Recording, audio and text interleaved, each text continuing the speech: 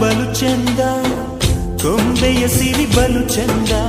ಹುಣ್ಣಿಮೆ ತೋಟ ಬಲು ಚಂದ, ಬೆಳಕಿನ ಗರಿ ಬಲು ಚಂದ,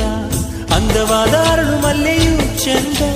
ಅರಳು ಮರಳು ಮೇಘಮಾಲೆಯೂ ಚಂದ, ತಂಗಾಳೀನು ಚಂದ, ಗಿರಿಗಿಟ್ಲೇನು ಚಂದ, ಕೋಗಿಲೆ ಹಾಡು ಬಲು ಚಂದ, ಕೊಂಬೆಯ ಸಿರಿ ಬಲು ಚಂದ.